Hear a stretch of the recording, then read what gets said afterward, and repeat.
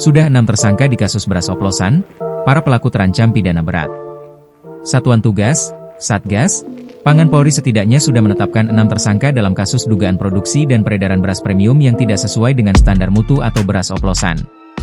Pertama pada Jumat, 1 Agustus 2025, Satgas Pangan Polri telah menetapkan 3 orang tersangka dalam kasus beras yang tidak sesuai mutu standar pada klaim kemasan atau beras oplosan.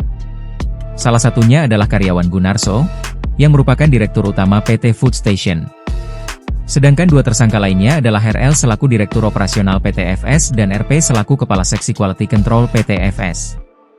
Ketiganya ditetapkan sebagai tersangka karena penyidik menemukan sejumlah barang bukti yang menyebutkan ketiganya dengan sengaja menurunkan kualitas mutu beras meski kemasan masih menyebutkan kualitas premium.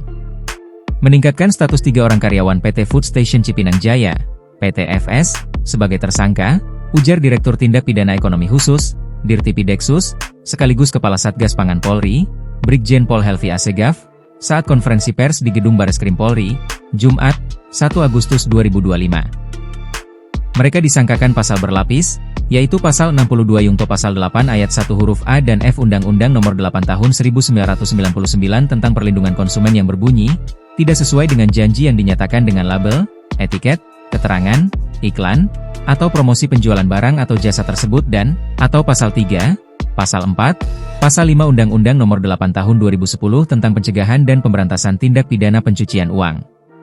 Terbaru pada Selasa, 5 Agustus 2025, Satgas Pangan Polri menetapkan lagi 3 tersangka kasus beras oplosan PT Padi Internasional Makmur, PT PIM, yang memasarkan produk beras dengan merek Sania, Fortune, Sofia, dan Sip. Penetapan tersangka dilakukan setelah serangkaian penyelidikan dan penyidikan oleh Satgas Pangan Polri, termasuk pemeriksaan terhadap saksi, ahli, serta hasil uji laboratorium.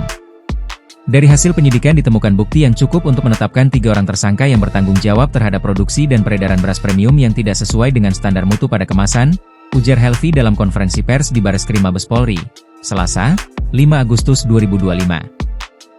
Ketiga tersangka tersebut adalah S selaku Presiden Direktur PT PIM, AI sebagai Kepala Pabrik, dan Du selaku Kepala Quality Control, KIC. Atas perbuatannya, ketiga tersangka dijerat dengan pasal 62 Yungto pasal 8 ayat 1, huruf A, E, dan FUU Nomor 8 Tahun 1999 tentang Perlindungan Konsumen, dengan ancaman 5 tahun penjara dan denda 2 miliar rupiah, serta UU Tindak Pidana Pencucian Uang, TPPU, dengan ancaman pidana maksimal 20 tahun dan denda 10 miliar rupiah.